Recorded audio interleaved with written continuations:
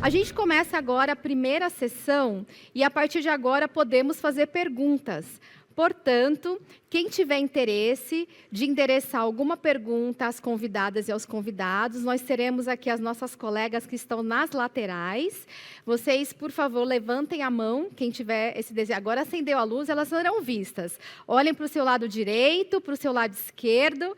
As colegas estarão à disposição para acolher as perguntas que serão administradas pela facilitadora dessa sessão.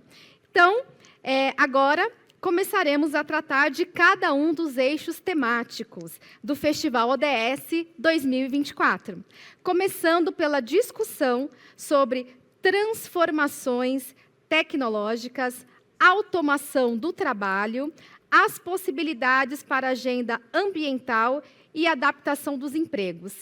Então, eu vou pedir, por favor, para vocês acolherem as nossas convidadas e os nossos convidados.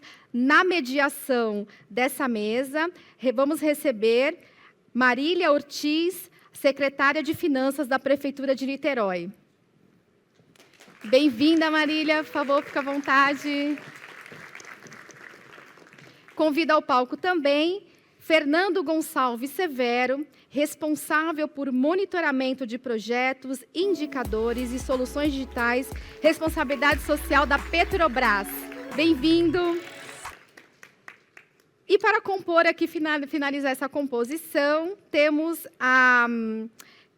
Finalizar, não, me desculpe, que são mais duas pessoas. A gente também tem aqui a Cristiane Virturino, gerente de Relações Institucionais e Operações da Associação Brasileira de Desenvolvimento Sustentável. Bem-vinda, Cristiane. Agora sim, para finalizar a composição da mesa, Rodolfo Fuchs, da ABADES, presidente da ABADES. Bem-vindo. Bom painel para vocês.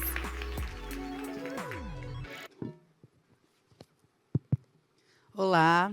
Bom dia a todas e todos.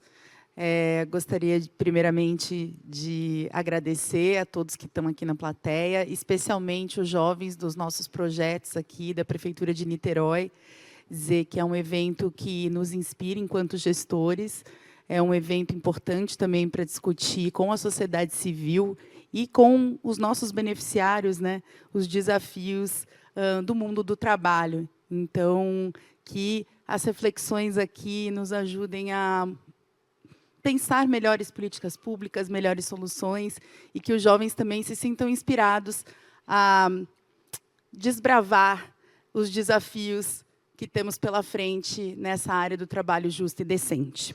Bem, eu gostaria de começar com a minha autodescrição. Eu sou uma mulher de 1,75 m, cabelo preto, médio, estou com uma blusa branca e uma saia verde. Bem, esta mesa ela vai falar sobre como que a transformação digital ela está mudando o mundo, né, de maneira rápida, intensa. Há convergências, avanços e integração de conhecimentos nas diferentes áreas, como dados, IoT, computação em nuvem, novas tecnologias e automação. Há muitos desafios, né, relacionados a esse tema, como desafios relacionados à fuga de cérebros aqui no Brasil. É uma área também que muitas vezes não usa uma mão de obra intensiva, como, por exemplo, a indústria, né? Então, a gente fala da questão do desemprego. Também tem a questão de compliance, ética, na manipulação de dados e informações. Mas também uma área repleta de oportunidades, né, que nos permite pensar, através da automação, na otimização de resultados, empregos que a gente ainda não sabe, não conhece, que são os empregos do futuro, e também ganhar escala, eficiência, enfim. Então, há uma série de oportunidades. E é sobre isso que a gente vai discutir aqui com os nossos palestrantes. A ideia é a gente aproveitar e pensar sobre quais oportunidades nas mudanças dos padrões produtivos e de reorganização da economia a utilização de novas tecnologias nos traz no mundo do trabalho. Para discutir isso aqui com a gente tem o Rodolfo Fuchs, que é o presidente da Associação de Empresas de Software, ABES. Obrigada pela presença.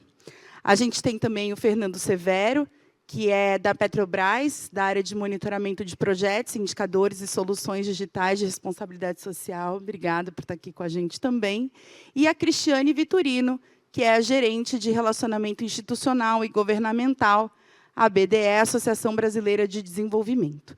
Então, para começar, eu vou começar aqui com o meu lado esquerdo, vou começar aqui, então, com o Fernando Severo, que vai trazer, então, as reflexões aqui para a nossa mesa. Obrigada. Bom dia, gente.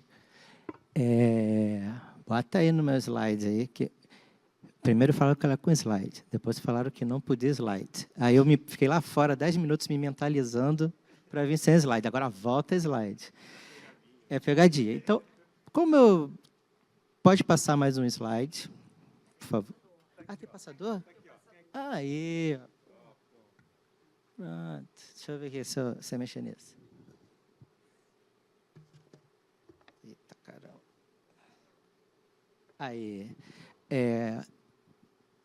Eu estou numa área que é o seguinte, como eu vi pela Petrobras, eu falei, vou pegar um gancho de algo que está muito na moda e está muito pulsante na indústria de óleo e gás como um todo, que é a questão da transição energética justa. E algo que é muito caro para...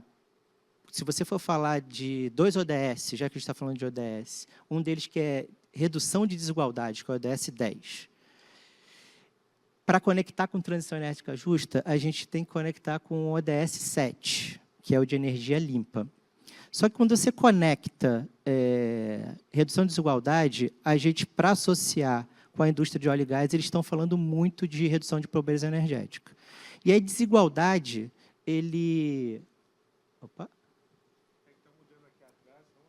Ah, está mudando aí, não ali. Poxa! Pô, gente, caramba, aqui, ó. Foi ali, foi. E agora me lascou. Ah, tá lá agora. E não tá? Foi, gente. Eu vou fazer o seguinte. Pô, com licença, posso? Tá filmando e eu preciso ficar nessa marca? Tá, eu posso ficar aqui? Posso aqui? Pegou? Pô, não quero ficar na frente da Marília. Aqui? Pronto, obrigado.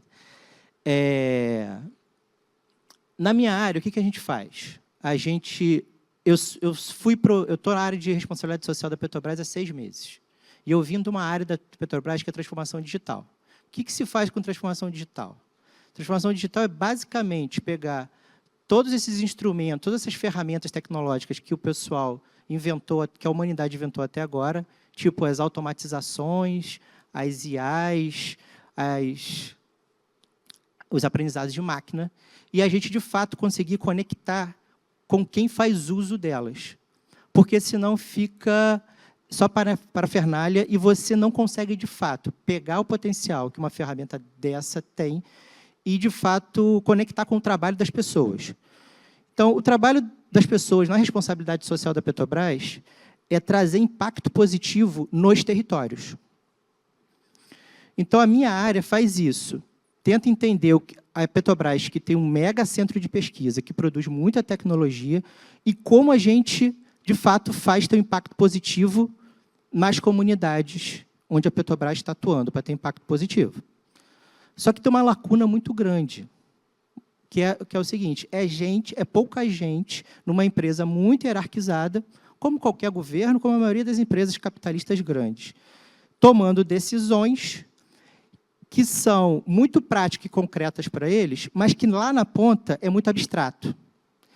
E tem ao contrário, tem gente que sofre muita desigualdade, que está lá na ponta passando perrengue, que toma decisões muito práticas e concretas, mas que para quem está lá em cima, tomando outros tipos de decisões, são decisões muito abstratas. E eu trabalho a minha equipe trabalha nesse meio de caminho. Agora abandonei o negócio, né? Então, é isso aí. Ó. E qual é o argumento que a gente descobriu nessa história de ser ponte para a redução de desigualdade? A gente começou a entender o seguinte, que o que conecta esses mundos diferentes, que eu vou simplificar em mundos de quem está em comunidade e mundos de quem está tomando decisão, é a produção de conhecimento e a produção de dados. Pode passar para o próximo. Volta mais um. Volta. Então, a gente chegou à seguinte sacada, a gente que eu digo é um grupo grande de pesquisas, de empresas, que são sediadas por um grande centro de pesquisa na Escócia, que trabalha com produção de dados urbanos para a redução de desigualdade. Essa galera de lá lidera isso, mas articula a gente no mundo todo, inclusive na Petrobras comigo. Pode passar. Beleza. Isso aqui é um mapa. Isso aqui é o mapa da Praia do Leme.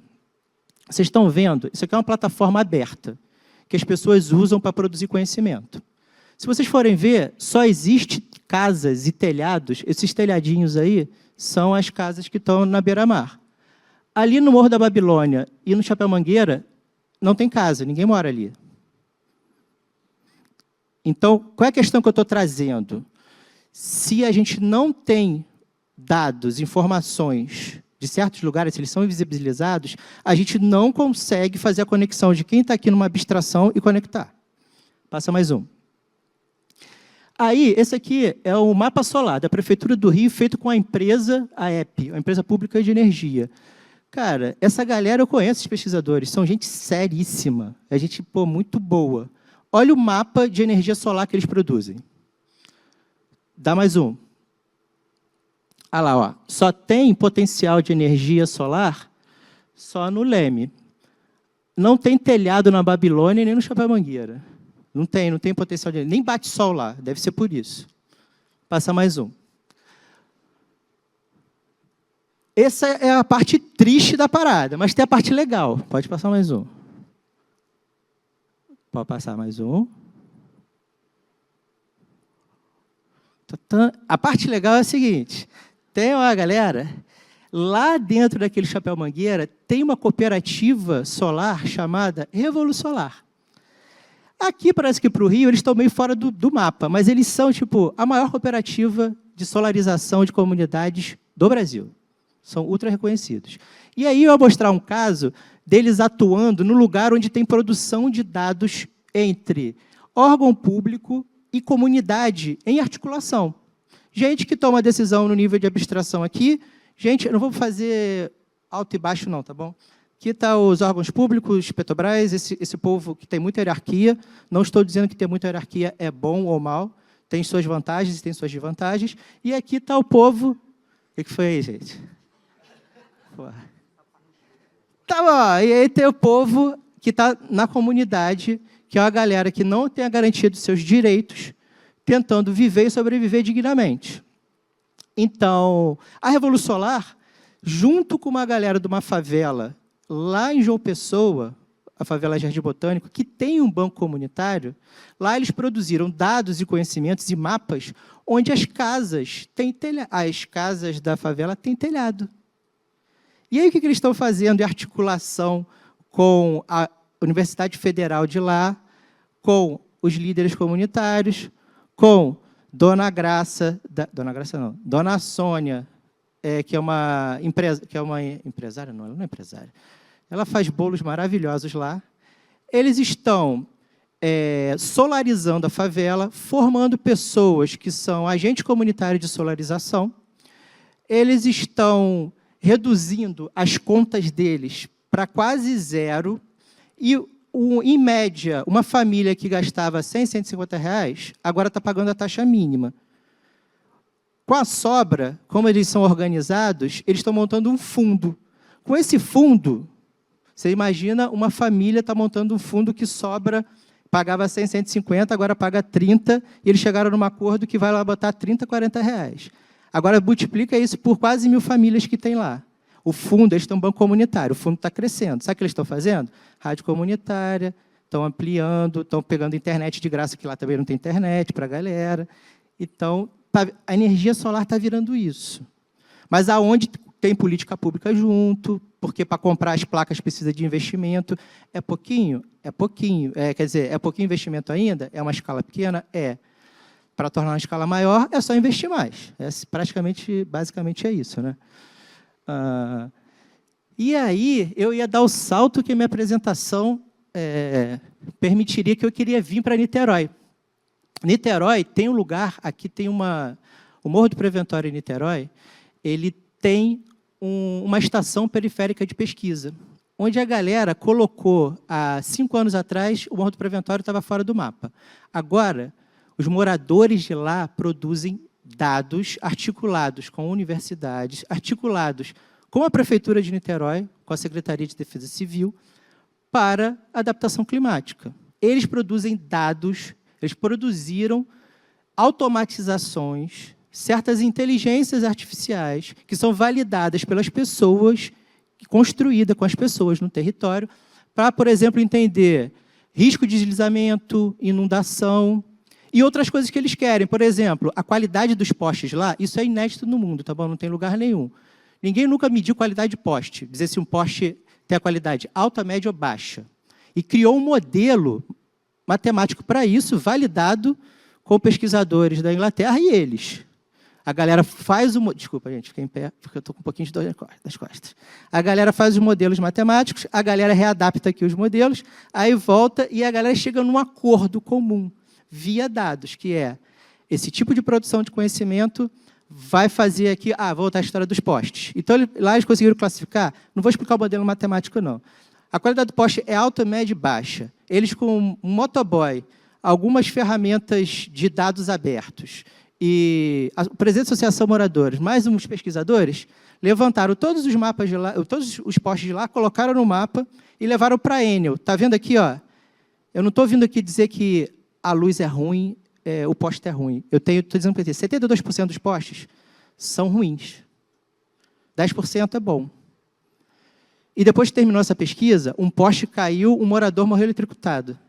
Foi o maior azar. Eu odeio contar essa história, mas isso que acontece. Como é isso que acontece agora que lá tem uma cultura de adaptação climática, quando chove muito ou desce algum movimento de massa, eles têm uma cultura lá de produção de dados e discutir aquele conhecimento. Aí, esse é Niterói, que é legal. Tem banco, lá também tem um banco comunitário, lá no Morro do Preventório. E aí eu perdi os meus slides, eu não sei aonde eu quero chegar. Quanto tempo eu tenho? Acabei? Meu tempo?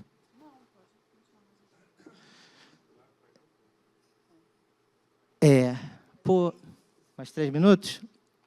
Não tem como botar ali uma imagem bonita dos meus slides, não, só para falar só o meu final ali? Porque, de fato, eu me perdi que eu fiz essa apresentação hoje de manhã, né? Aí tive que levar um menino de 2 anos para a creche, né? Aí tu já viu, né? Aí... Foi ótima?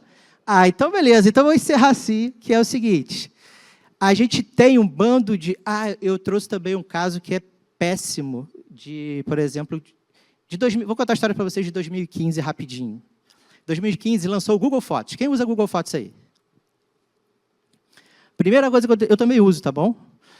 Primeira coisa, quando ele foi lançado em 2015, ele foi feito com um aprendizado de máquina de um joguinho que explorava os outros para dizer se uma imagem era de fato o que era. Humanos faziam isso. E pagavam uma merrequinha lá para um pessoal no Sudeste Asiático, coitados, para ficar lá robotizando os caras para isso. E outros e transformaram também um joguinho que motivava as pessoas a fazer isso. Beleza. Essa base de dados virou o Google Fotos. O Google Fotos, na primeira lançada dele, você carregava suas fotos lá que estavam espalhadas, tudo que era lugar, ele fazia uma coisa mágica, botava em categorias, festas, viagens. Só que aconteceu o seguinte, teve um cara do movimento estudantil negro e de tecnologia negro de Nova York, o nome dele é Jacques Assinet, ele carregou as fotos dele lá. Sabe qual foi uma categoria, além de viagens, formatura, sabe qual foi a categoria que ele juntou todas as fotos do Assinet com os amigos dele que ele criou? Tinha essa imagem aqui para mostrar. Ele criou uma categoria chamada Gorilas. Aí, ele foi no Twitter, o pessoal da Google ficou louco, falou, como é que faz isso, como é que não faz? Ficaram 7 dias com sala de guerra no Google tentando desmontar esse negócio. Não desmontava, porque a arquitetura do software era racista, a base de dados era racista, e o Google Fotos foi racista. Aí eles resolveram, 7 dias não resolveu nada, eles resolveram fazer o seguinte, apaga a categoria, não existe categoria gorilas. E aí eles tiraram um pouco o Google Fotos do ar e depois voltou. Depois eles conseguiram resolver, conseguiram trazer equidade de dados para resolver isso. Gosto de falar esse caso que foi todo mundo assim, ó. Então, essas automatizações todas servem para essas tragédias. mas também servem para Dona Osana, do Morro do Preventório, conseguir botar no mapa o microcrédito que tem lá, botar no mapa um coletivo chamado Mães a Obras, que são mulheres do Morro do Preventório, que são construtoras, e o propósito delas é tornar o quarto do filho delas, que é muito feio, muito mal acabado, bonito. Só que, para deixar o quarto bonito, tem que melhorar a estrutura da casa. Melhorar a estrutura da casa deixa a casa mais forte ou menos vulnerável às mudanças climáticas. Então, a produção de dados, essas ferramentas bem articulada com política pública, com a comunidade, a gente consegue fazer mulheres construtoras produzir redução de desigualdade, melhoria da qualidade de vida para elas. E está aí. A gente tem as ferramentas, a gente tem os métodos. O que está faltando, e é essa parte da ponte de transformação digital, que eu trabalho com isso há 10 anos e que eu sempre faço. O que falta é diálogo. Pegar essa galera que é muito diferente, que está aqui, que está ali, que está aqui, que é nível nacional, internacional, ONU, comunidade, prefeituras, botar essa galera para começar a conversar e descobrir como é que eles conectam esses métodos e essas ferramentas para mudar as coisas, para dar transformações justas de verdade. E para a galera sentar numa mesa para conversar, que eu tinha fotos maravilhosas disso, é preciso de uma coisa. Quem aí gosta de Guimarães Rosa? Guimarães Rosa. Guimarães Rosa tem um livro não muito famoso chamado Grande Sertão Veredas. Nesse livro ele diz o seguinte: o que a vida quer da gente é coragem. Transformação digital é nada mais do que isso, é ter coragem de pegar pessoas diferentes, sentar numa mesa e aproveitar essas tecnologias, essas metodologias. Nessa sala aqui tem um bando de gente corajosa, eu sei que você é corajoso, eu sei que você é corajoso. Tenhamos coragem, obrigado.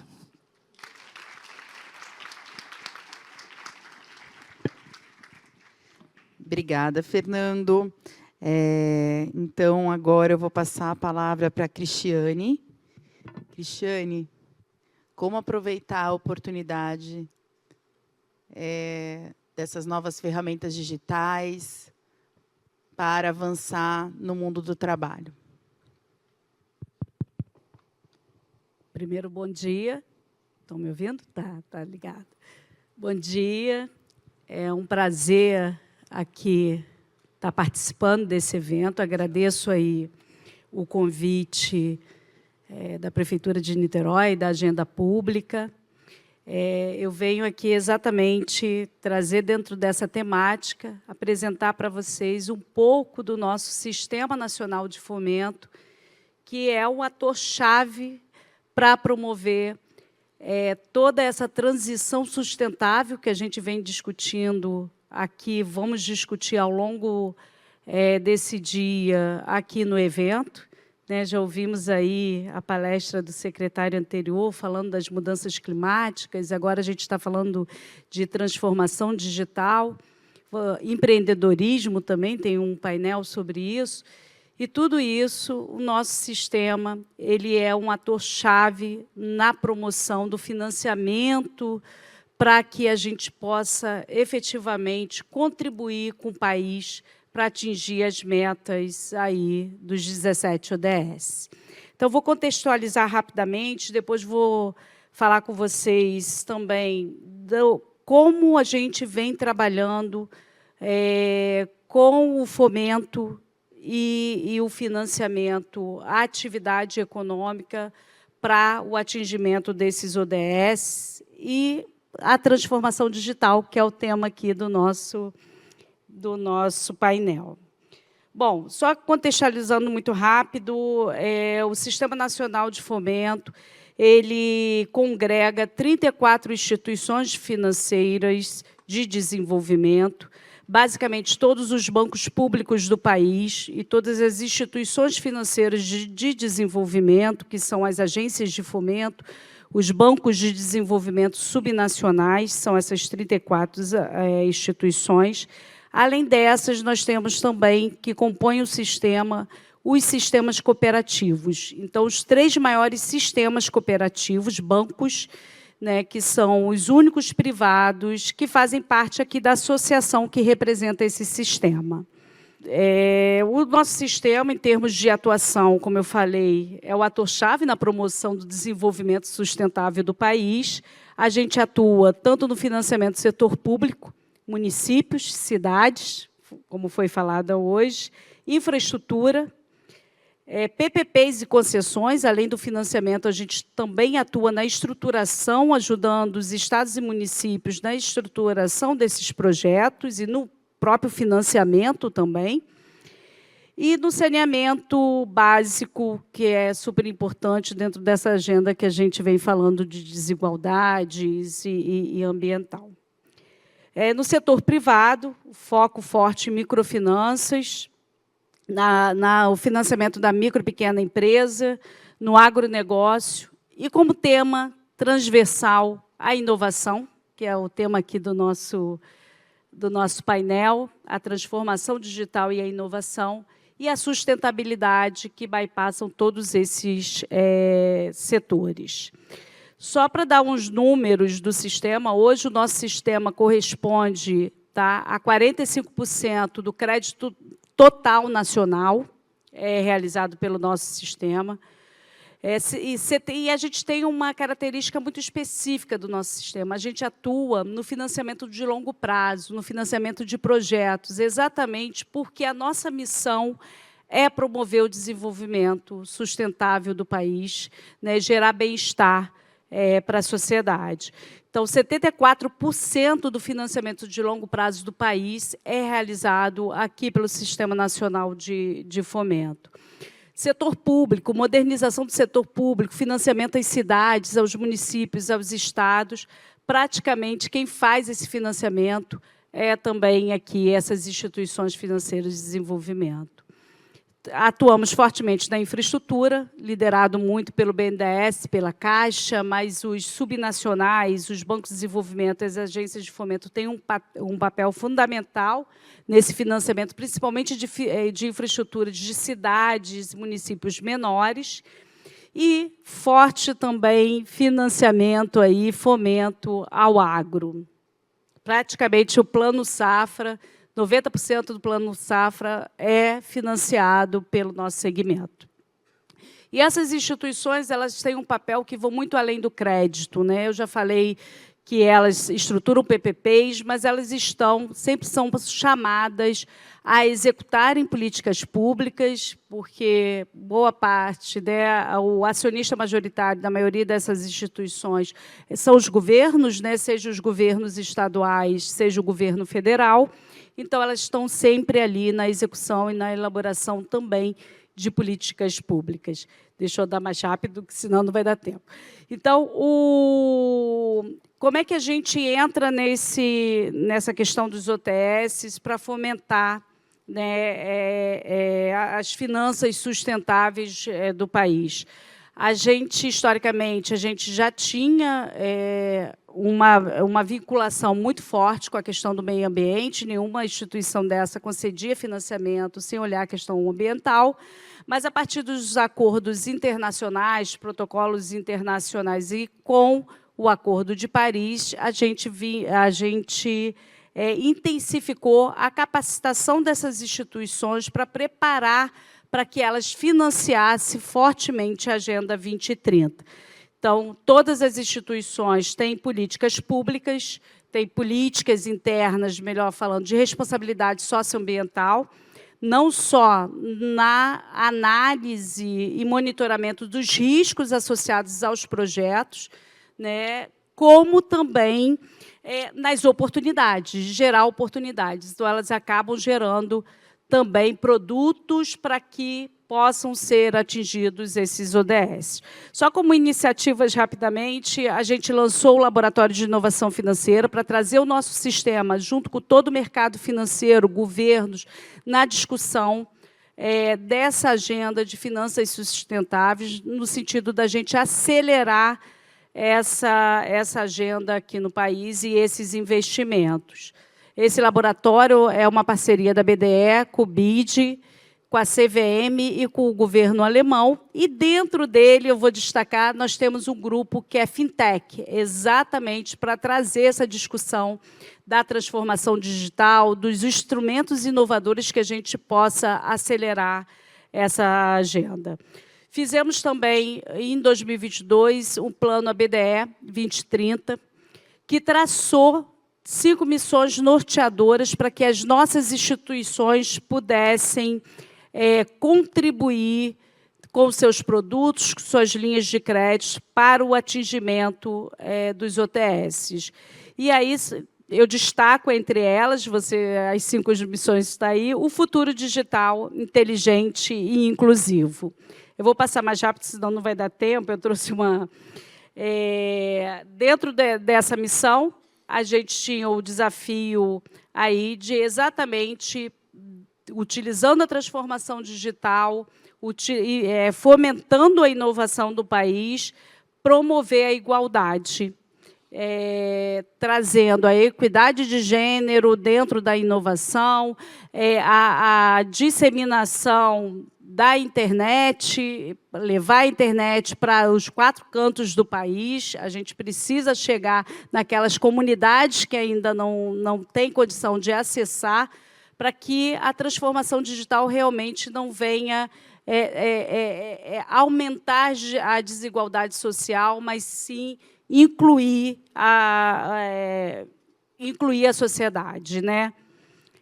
Bom, nós fizemos um trabalho inédito também com o PNUD, que foi pegar as carteiras de crédito dos nossos associados e fazer a aderência aos ODS. A gente queria saber quanto de recursos efetivos essas instituições financeiras estavam, né, alocando para que os ODS fossem atingidos, né? E essa metodologia é pioneira. O Programa das Nações Unidas para o Desenvolvimento, inclusive, está levando essa metodologia para outros países.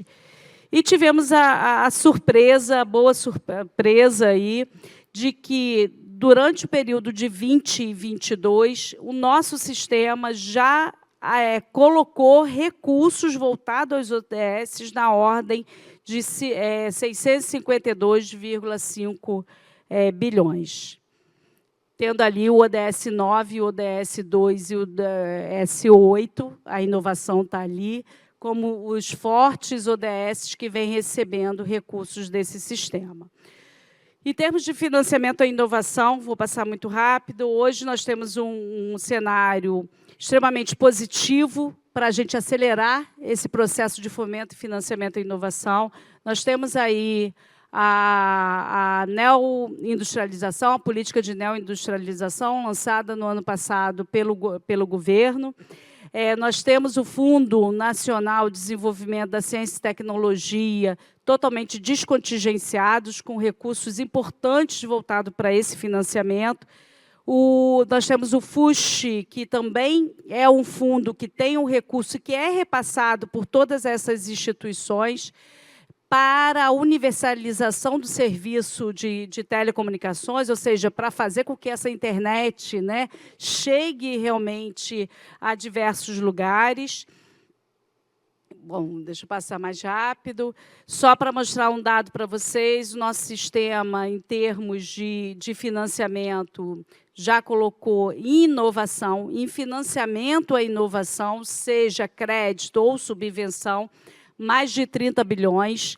Destaco aí o InovaCred, o programa da FINEP, que é repassado pelas demais instituições para financiar principalmente projetos inovadores de micro e pequenas empresas.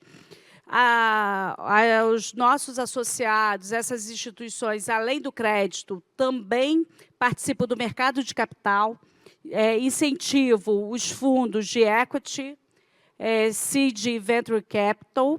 Então, destaco aí também o Criatec, liderado aí pelo BNDES, mas que tem todas as outras instituições ali como cotistas também para financiar projetos. Depois eu vou deixar essa apresentação aí para vocês. E, além disso, essas instituições também têm hubs de inovação, não só o financeiro, mas elas estão ali para fazer mentoria, para orientar também as startups, para que essas startups possam crescer, possam entrar realmente no mercado.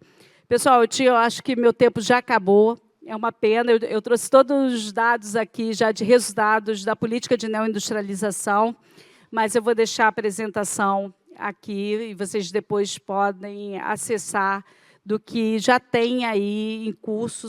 Só para falar com vocês, são mais de 300 bilhões que serão colocados para fomentar a política de neoindustrialização nas vertentes verde, exportação, produtividade e inovação. Só a FINEP é responsável por colocar 50 bilhões e o BNDES o restante dos 300 bilhões aí para acelerar nosso processo aí de industrialização. E política industrial não é só para a indústria, tá? São vários setores ali contemplados. E a transformação digital e a inovação fazem parte disso, né? E o nosso sistema está pronto para apoiar os empresários nesse processo. Obrigada, desculpa aí ter avançado no horário. Obrigada, Cristiane. Bom, então a gente já ouviu aqui um pouquinho da Petrobras sobre tecnologias sociais e como democratizar o acesso a essas tecnologias, né? Da Cristiane, como financiar a inovação no país. E agora, com o Rodolfo Fuscher, que é o presidente da Associação de Empresas de Software, a gente vai conseguir pensar um pouco sobre como essas novas tecnologias impactam o mundo do trabalho, né? Quais são os desafios envolvidos nisso. Então, por favor. Excelente. Bom, muito obrigado pelo convite. É um prazer estar aqui discutindo esse tema que é extremamente relevante. Bom, eu tenho 62 anos, cor branca, olhos azuis, o meu cabelo era castanho, cada vez mais está ficando grisalho, a minha barba também, né? Cada dia que passa, Fernando, você vai chegar lá, né? Fica branca.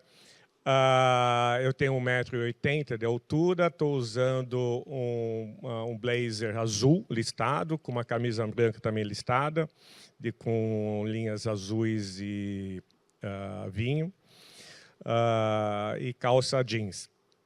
Bom, eu vou falar rapidamente um pouco também, acho que um pouco da indústria, né? A ABS, que é a Associação Brasileira das Empresas de Software, representa aí cerca de 2.000 empresas do setor de tecnologia, todas as famosas Big Techs, Microsoft, Google, AWS, IBM, Intel, empresas brasileiras também como TOTUS, o ChatGPT também é associado, Airbnb. Então, todas as empresas que realmente usam intensamente tecnologia, mas eu acho que um ponto muito importante, praticamente 77% dos nossos associados são micro e pequenas empresas. Então, só a importância como o mercado está mudando, e depois eu vou falar um pouquinho mais sobre isso. E um ponto importante, que eu acho que tem tudo a ver com o evento que a gente está discutindo hoje, o propósito da associação, apesar de ser uma associação do setor de tecnologia, que obviamente preza sobre o ambiente comercial, business em si, mas o propósito da associação é justamente construir um Brasil mais digital e menos desigual, porque a gente sabe da importância da tecnologia para levar a educação, conhecimento, e também para gerar novas fontes de rendas, né? Não é só trabalho. Isso que eu quero depois comentar bastante durante a minha fala, que é identificar novos negócios, novas formas de você gerar renda, né? A ABS também faz parte do Pacto Global da ONU, a gente está ativamente protegendo aí o nosso ecossistema, sendo justamente sustentável, buscar a sustentabilidade, a parte ética. Hoje a gente está alinhado com praticamente 9 ODS, que a gente tem um foco muito importante, reciclagem de equipamento, letramento digital, qualificação. Mas o ponto que nos traz hoje aqui, realmente, acho que é o medo, né, do futuro. Quando a gente fica falando muito de tecnologia, o medo do futuro, a coragem que você falou, a gente precisa ter coragem. E uma das coisas que eu gosto muito de falar, quando a gente olha toda essa tecnologia chegando, a Amy Webb, que é uma pessoa que prevê o futuro tecnológico, no último evento da SXSW que aconteceu nos Estados Unidos, em Austin, ela falou uma coisa muito interessante, né? A gente, pela primeira vez, a gente está vendo diversos ciclos tecnológicos ao mesmo tempo. Então, é a tal da inteligência artificial, o IoT, Internet das Coisas, a computação na nuvem, tem uma repleta soluções aí que estão pipocando a cada dia e cada vez mais intensa. E ela fala que isso é a primeira vez que acontece ao mesmo tempo. Então, é realmente uma transformação assustadora que a gente está vivenciando hoje. Obviamente que ela é assustadora, mas, de uma certa forma, também ela é animadora, porque traz muitas oportunidades, né, no contexto atual da humanidade. E esse é um ponto que ela até colocou. Esse ciclo tecnológico que nós estamos presenciando, ela vai ressignificar a humanidade, né, o papel do ser humano até em todo esse contexto. E aqui eu quero levá-la para o século XVIII, né, quando começou a primeira Revolução Industrial, né, lá em 1700 e alguma coisa. Que, obviamente, naquela época, muita gente também começou a ficar assustado com o advento da máquina a vapor, algumas coisas, o uso do ferro, começaram a ter algumas coisas mecanizadas. E, naquela época, em 1700, a gente tinha por volta aí de 700 milhões de pessoas vivendo nesse nosso planeta. Passou a primeira Revolução Industrial, passou a segunda Revolução Industrial, que também deve ter trazido um monte de receios, né, com o uso mais intenso da eletricidade, obviamente do aço, a parte mecânica. Veio a terceira, que é a digitalização, os computadores, né? E hoje nós dizem que nós estamos na quarta Revolução Industrial e estamos aqui o quê? 8 bilhões de pessoas nesse planeta, né? Então, apesar, obviamente, do medo e do receio que nossos tataravós, bisavós, nossos pais e até nós mesmos, né, enfrentamos, o ser humano, eu tenho um pensamento muito positivo, sempre se acha, né, uma saída, uma forma, né, ele é muito criativo. Então, todos esses ciclos, né, de revoluções industriais, que são, na realidade, o uso da tecnologia, trouxeram receios e medos, mas, ao mesmo tempo, trouxeram coisas extremamente positivas.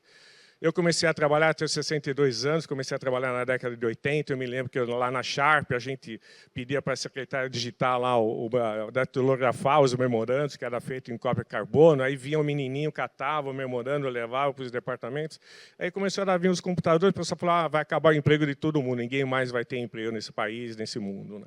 E não foi bem assim. A tecnologia vem potencializar. E um outro ponto, acho que é muito importante a gente sempre trazer uma reflexão, a tecnologia não só potencializa, né, o nosso trabalho, o trabalho do ser humano, mas como também ele traz qualidade de vida.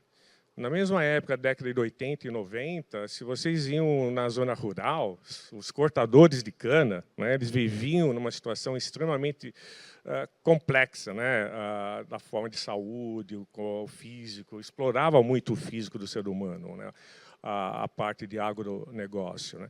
E veio todos os equipamentos, as máquinas, tudo com a parte de geolocalização. Hoje um trator não tem mais nem motorista, vamos dizer assim, mas continuamos gerando empregos, né?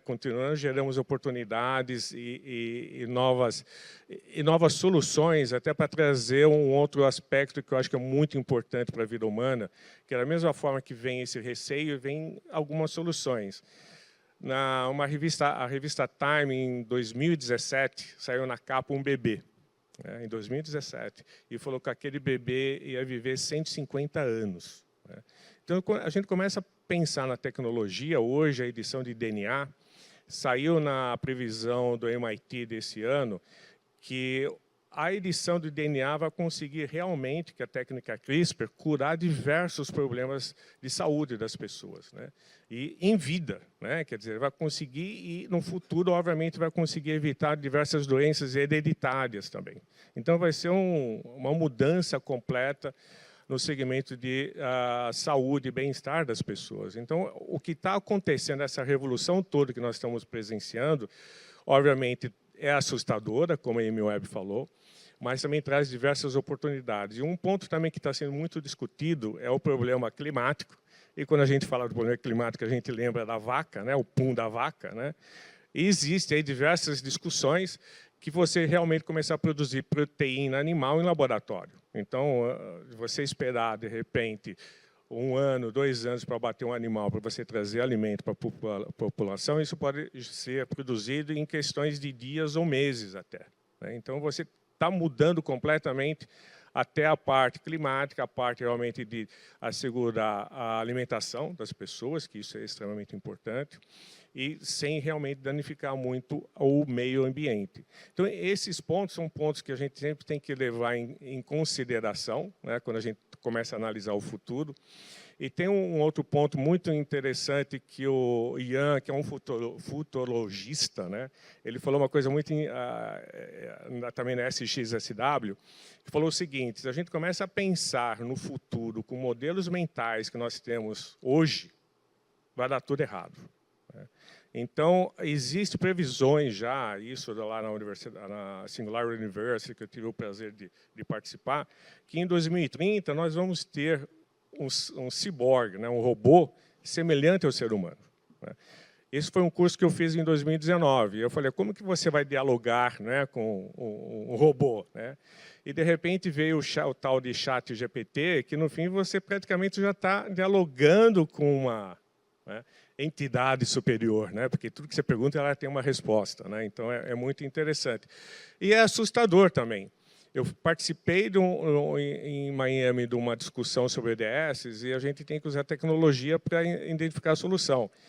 E foi até da Singular University. Aí eles falaram, usem a inteligência artificial para você identificar as soluções. Aí eu tive a primeira vez o contato com um aplicativo chamado Gama. Gama com 2 M's, não sei se você já conheceu ou não, mas recomendo todo mundo, tem uma versão gratuita. E o meu grupo estava responsável por definir a parte de água potável, né? Tem na ODS. Aí digitei como que a gente consegue resolver o problema de água potável, etc. E tal, no mundo. Digitei, em 1 minuto, montou uma apresentação com 16 slides, com diversas soluções para resolver o problema de água potável do mundo.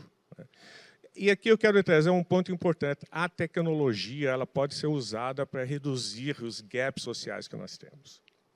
Se a gente conseguir realmente trazer todos os recursos que o governo tem, não ter medo, né, ter coragem, né, a tecnologia, que hoje muitas pessoas têm o receio que vai aumentar, né,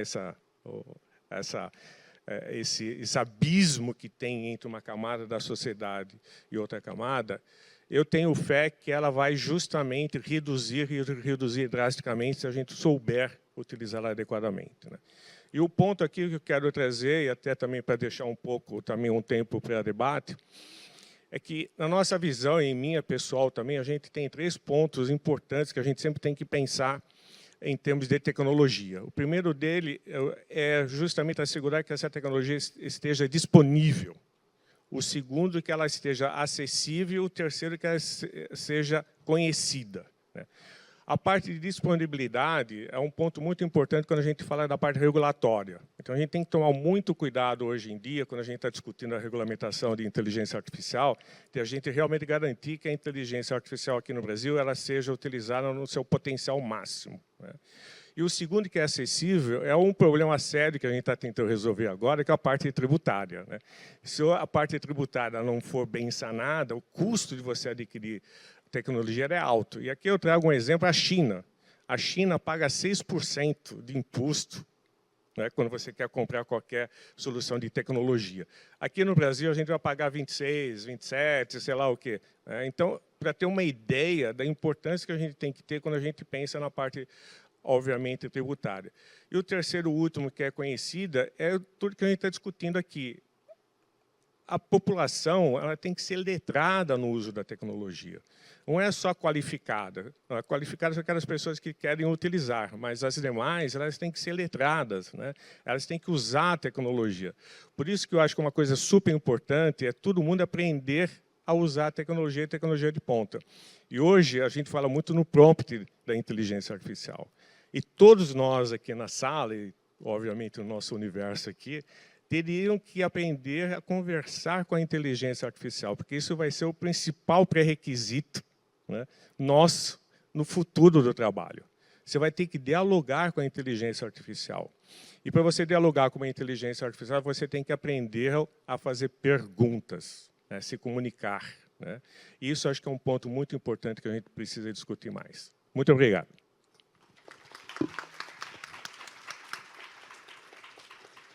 Obrigada, Rodolfo. Excelentes reflexões. A gente tem um tempinho para pegar uma pergunta da plateia, mas, enquanto a pergunta chega aqui para a gente, eu quero trazer uma provocação, e aí fiquem à vontade para escolher quem vai responder.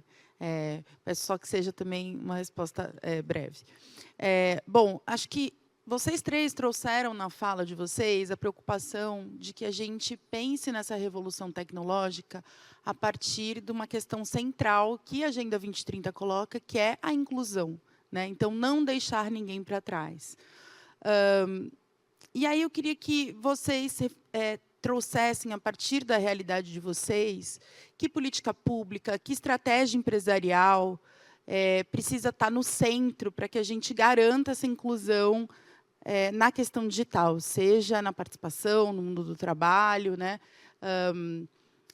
Será que a gente precisa garantir internet de qualidade acessível para todos? Será que a gente precisa trabalhar o letramento digital? Qual que é a estratégia-chave para que a gente promova, ou as estratégias, né, porque não é uma só, mas quais são essas estratégias-chave para que a gente promova uma maior inclusão né, no mundo do trabalho, considerando essa revolução tecnológica?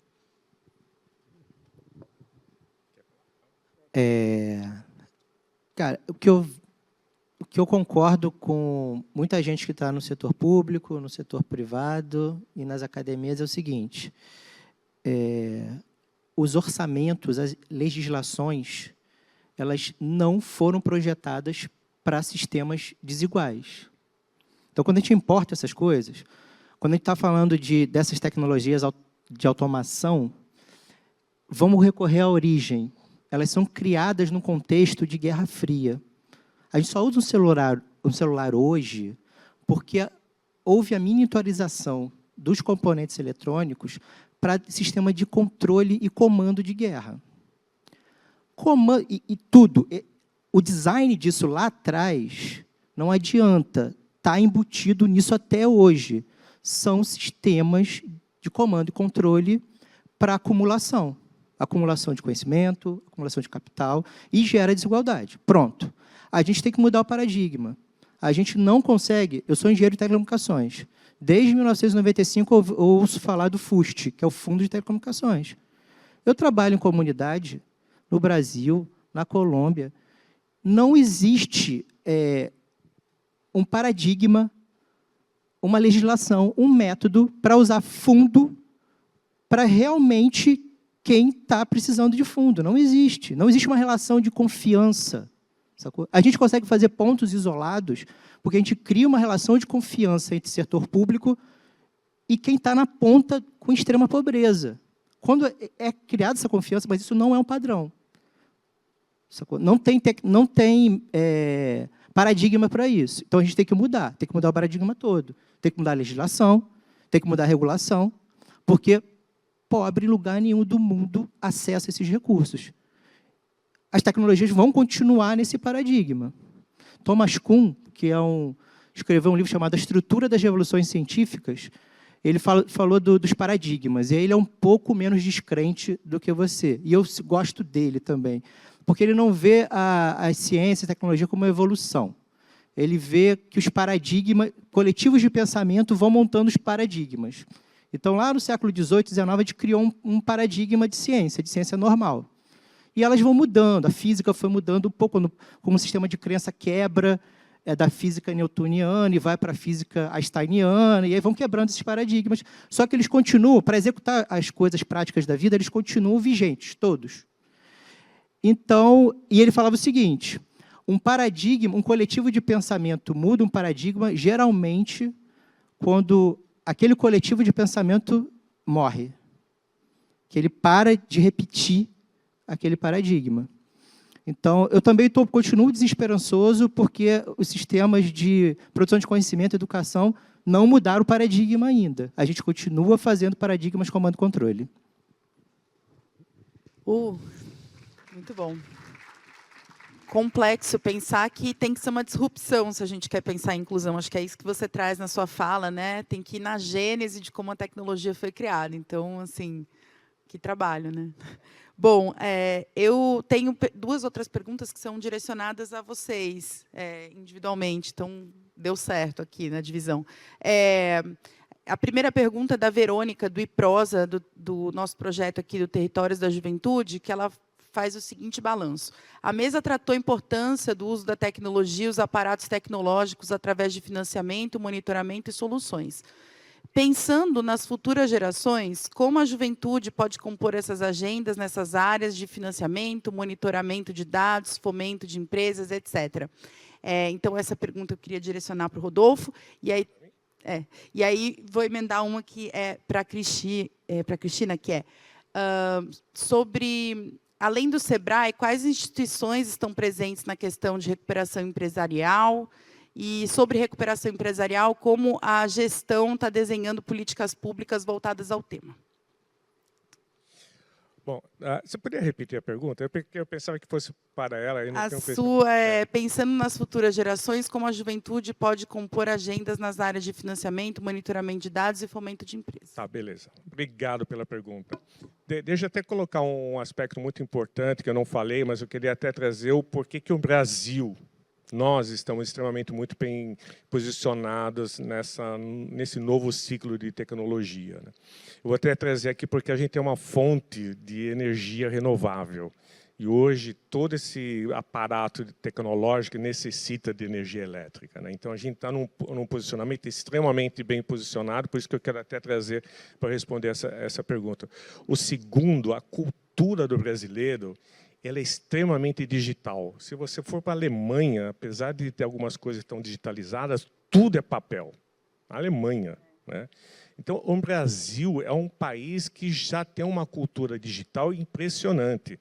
Se você olha algumas estatísticas que existem, quer dizer, o brasileiro é o segundo maior em tempo conectado na internet, através do celular, computador, seja lá o que for. Então, é o segundo país do mundo, o brasileiro, né? Nós somos o maior usuário de redes sociais, terceiro e quarto colocados nas principais mídias sociais. Então, a gente é conectado, a gente sabe utilizar a tecnologia, e nós temos aqui no Brasil, apesar ainda da desigualdade, praticamente 80% da população é conectada, né? Então, o que eu queria trazer, até tentando responder um pouquinho essa pergunta, o brasileiro ele é digital, o ambiente aqui no Brasil ele é voltado à tecnologia, quer dizer, a gente tem aí um bom ambiente de energia elétrica renovável, e tem um terceiro que quase que eu esqueci. A característica do brasileiro, a gente aí tem mais de 300 etnias aqui no Brasil, né? Quando a gente fala que a inovação e criatividade precisa de diversidade, o Brasil é um poço de diversidade, né? Então, isso é muito importante. E o ponto hoje que a gente comenta muito com as empresas, e até tentando responder um pouquinho a pergunta, e até com o próprio poder público, o governo, é o principal ponto, que até um pouco que eu falei, a gente tem que sempre estar conectado, as empresas são obrigadas hoje praticamente a fazer letramento dos seus funcionários. Eu vou trazer um exemplo aqui do iFood, né? O iFood em 2018, 2019, treinou 400 colaboradores, que não eram nem de tecnologia, em inteligência artificial. E, naquela época, nem tinha ChatGPT, né? Então, o que é importante é que não só, obviamente, o setor público fique focado aí na educação, na inclusão, mas o setor privado ele é muito importante assegurar que os seus colaboradores estão letrados nas tecnologias que existem.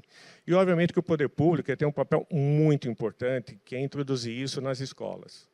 Eu acho que hoje o principal ponto que eu colocaria para o poder público é introduzir inteligência artificial na sala de aula. Tem que o mais rápido possível, a gente não pode perder tempo. O jovem hoje ele precisa realmente entender o que é inteligência artificial e como explorar esse benefício. A gente não pode esperar que esse jovem chegue no mercado de trabalho para entender como é que funciona isso ou na universidade. Ele já tem que começar desde o início, entender e absorver um pouco essa tecnologia, porque hoje o mercado era global e competitivo. Então, a gente não está mais competindo com o nosso amigo vizinho, ou com um colega no outro país, ou no outro estado, ou no outro município. A gente está competindo com pessoas de outros países, né? Então, hoje, nós competimos com o mundo, e a gente tem que estar muito mais bem preparados para isso, né? Obrigado. Por fim, Cristina, você, como, então, desenhar políticas públicas que integrem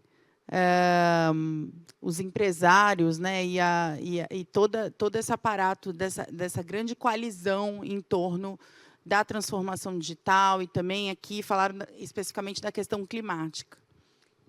Bom, pessoal, como o colega aqui falou, né, no setor público sozinho não vai fazer, né, não vai avançar sozinho.